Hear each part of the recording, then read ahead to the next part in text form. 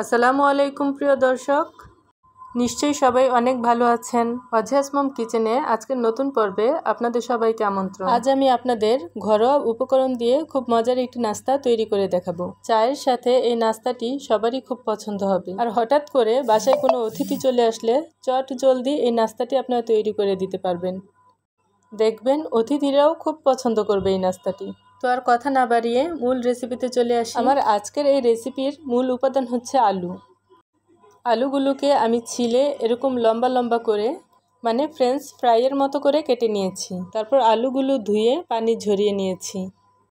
আমি এখানে 3টি মাঝারি সাইজের আলু নিয়েছি। এবার আলুর মধ্যে আমার অন্যান্য উপাদানগুলো এক এক করে দিয়ে দিব স্বাদ অনুযায়ী লবণ, 1 চামচ থেকে একটু কম মরিচের গুঁড়া, হাফ চা চামচ হলুদের গুঁড়া, হাফ চা চামচ কালো গোলমরিচের গুঁড়া, আপনারা চাইলে এখানে সাদা গোলমরিচের গুঁড়ো দিতে পারেন, 1 চা চামচ ভর্তি করে আস্ত জিরা, দিব 1 চা চামচ আদা রসুন বাটা, আর দিব পেঁয়াজ কুচি। আমি এখানে 1 কাপ পেঁয়াজ কুচি দিয়েছি। এই নাস্তাটিতে পেঁয়াজের পরিমাণ একটু বেশিই লাগে। দিব 8-10টি কাঁচামরিচ কুচি করে, আর দিব ধনিয়া পাতা কুচি। আমি এখানে হাফ কাপ ধনিয়া পাতা কুচি করে দিয়েছি। তারপর সবগুলো উপকরণ হাত দিয়ে খুব ভালো করে মিশিয়ে নিব। মিশানো হয়ে গেলে দিব 1 কাপের মতো ময়দা। কেউ চাইলে এখানে ময়দার পরিবর্তে আটা কিংবা বেসনও দিতে পারেন। সব শেষে 2টি ডিম দিয়ে আবারও খুব ভালো করে সবগুলো উপকরণ মিশিয়ে নিব। এখানে কিন্তু আলাদা কোনো পানি ব্যবহার করা যাবে না। ডিম দেওয়ার পর একটু সময় নিয়ে আমরা এই মিশ্রণটিকে মিশিয়ে নিব। মিশানোর এক পর্যায়ে দেখবেন আমাদের মিশ্রণটি এরকম একটু আঠালো হয়েছে। এবার চুলায় একটি কড়াই বসিয়ে তেল মাঝারি গরম করে মিশ্রণটি থেকে একটু একটু নিব আর গরম তেলে দিব। আলুগুলো আমরা মোটা মোটা করে কেটে নিয়েছি, তারপরেও কিন্তু আলুগুলো খুলে যাবে না বা ভাজার পর কাঁচা থেকে যাবে এমনটাও হবে না। এ সময় আমরা চুলার আঁচ অবশ্যই মিডিয়ামে রাখব। কোনোভাবেই চুলার আঁচ এ সময় বাড়িয়ে রাখা যাবে না। যদি বাড়ানো থাকে তাহলে উপর দিয়ে পুড়ে যাবে, কিন্তু আলুগুলো আর সিদ্ধ হবে না। আমরা এক পাশ 2 থেকে 3 মিনিট ভাজার পর যখন এরকম লালচে হয়ে যাবে তখন আমরা সবগুলো উল্টিয়ে দিব।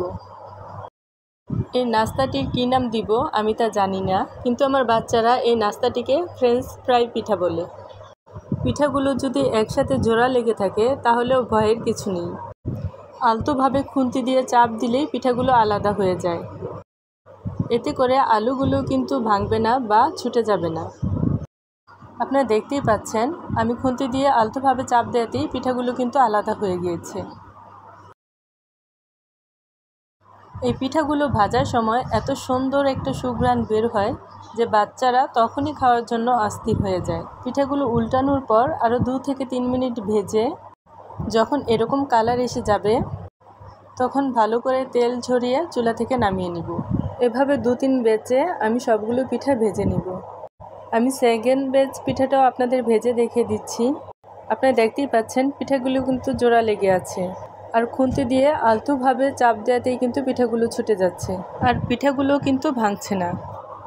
এগুলো আমি হালকা গোল্ডেন কালার করে ভেজে নিব। তো দর্শক, আপনারা দেখলেন তো কত কম উপকরণ দিয়ে আর কত কম সময়ে এই ফ্রেঞ্চ ফ্রাই পিঠাটি তৈরি করা যায়। আর এই পিঠাটি খেতেও কিন্তু বেশ মজার। আমি একটি পিঠা ভেঙে আপনাদের দেখিয়ে দিচ্ছি। দেখেন আলুগুলো কত সুন্দর সিদ্ধ হয়েছে। গরম গরম এই পিঠাটি খেতে কিন্তু বেশ ভালো লাগে। প্রিয় দর্শক, আমার ভিডিও ভালো লেগে থাকলে চ্যানেলটিকে সাবস্ক্রাইব করবেন আর লাইক কমেন্ট শেয়ার করে পাশে থাকবেন। আল্লাহ হাফেজ।